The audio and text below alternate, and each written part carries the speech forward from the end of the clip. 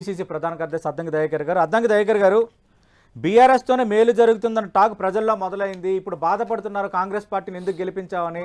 లోక్సభ ఎన్నికల్లో మాకు బీజేపీతోనే పోటీ, కాంగ్రెస్తో అసలు పోటీ ఉండే వాతావరణం లేదంటున్నారు KCR. Good morning. Good morning అందరికి. నేనేమంటున్నా అది కామన్ గా ఇచ్చే పొలిటికల్ స్టేట్మెంట్, దాంట్లో కొత్తదనం ఏముంటుంది. బీజేపీ ఏమంటే కాంగ్రెస్ పవర్ లో లేకపోతే రేపు కాంగ్రెస్ కాకుండా బీఆర్ఎస్ పవర్ లో ఉంటే బీఆర్ఎస్ పోటీ అని ఒక రాజకీయ దాన్ని పెద్దగా అవసరం లేదు. కానీ తెలంగాణ ప్రజల తీర్పు ఎవరు ఇప్పుడు ఈ ఎన్నికల్లో అర్థమైపోతుంది. కానీ బీజేపీ బీఆర్ఎస్ ఓవర్టేక్ చేసే ప్రయత్నంలోనే స్పష్టమవుతుంది. కాంగ్రెస్ బీజేపీ జాతీయ స్థాయి ఎన్నికలు ఇప్పుడు మొత్తం చర్చ రాష్ట్ర డిఫరెంట్ గా ఉంటుండే. అది ఆయన పెంచింది. ఎందుకు 1 year అడ్వాన్స్ పోయి ఎమ్మెల్యే ఎలక్షన్, ఎంపీ ఎలక్షన్లకు దూరం ఉండాలని ఉద్దేశపూర్వకమే తెలంగాణ ఎన్నికల గ్యాప్ వాళ్ళ అవకాశం అదే దెబ్బతి.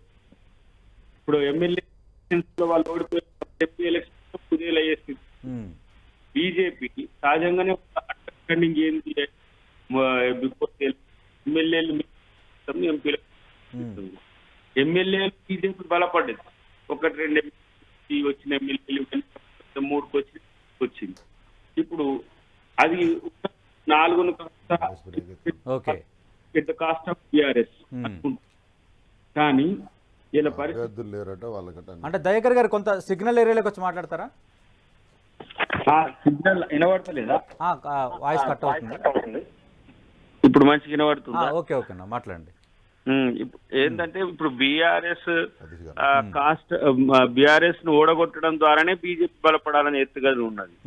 సో ఆ క్రమంలోనే వాళ్ళు ఆ స్టేట్మెంట్ ఇస్తుంటారు కేసీఆర్ గారు, అంతే తప్పితే మరొకటి కాదు. ఇద్దరు కూడా ఈ 2-3 సీట్లకు పరిమితమయ్యే అవకాశం ఉంటుంది నాకు తెలిసి. ఎందుకంటే ఇప్పుడున్న పరిస్థితుల్లో బీఆర్ఎస్ ఎందుకు గెలిచి ఆడ చేసేది ఎవరు బీజేపీ ఉన్నాక అనే స్థితి కనుక ఓటర్కి వస్తే గెలిచి అవకాశాలున్న సీట్ల గురించి చెప్పేది కూడా లేదు. ట్రయాంగిల్ 2-3 ఉన్నాయి టఫ్ ఫైట్ లో. అవి ఎట్లా ఉంటాయనేది చూడాలి. అది కూడా నార్త్ తెలంగాణ ఏరియాలో కాబట్టి పెద్దగా బీజేపీ బీఆర్ఎస్ గురించి పెద్దగా భయపడి. దయాకర్ లాస్ట్ లో యాడ్ అయ్యారు టెక్నికల్ గా. అన్న ఏం చెప్తారన్నా, ఈ రోజు రేపు మోదీ కొన్ని అభివృద్ధి కార్యక్రమాలకు సంబంధించి కొన్ని ప్రారంభోత్సవాలు చేయబోతున్నారు, కొన్ని శంకుస్థాపనలు కూడా చేయబోతున్నారు. ఒక రకంగా ఇది ఎన్నికల ప్రచారమే. మీరేమనుకుంటున్నారు? బీఆర్ఎస్ గట్టి పోటీ ఇచ్చే వాతావరణంలో ఉందా, లేదంటే మీరు కూడా బీజేపీతోనే పోటీ అంటారా కేసీఆర్ లాగా?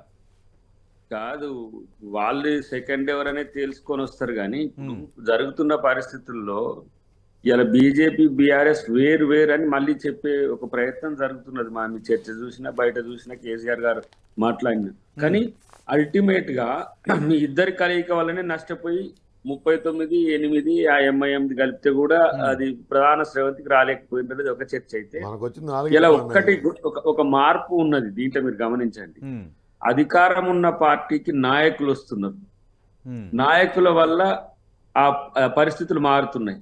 కానీ క్యాడర్ ఎప్పుడు ఏ పార్టీది ఆ పార్టీది నిండుకుండ లెక్క వాళ్ళు ఉంటారు మామూలుగానే. ఏది వెనకటి నుంచి కూడా అదొక చర్చ జరిగింది. కానీ ఈ మధ్య ఏంటంటే ఎమ్మెల్యే స్థాయి, ఎంపీ స్థాయి, మాజీ ఎంపీలు, మాజీ మంత్రులు అంతా కూడా అధికారం ఉన్న వరకు పోలోమని అంటారు.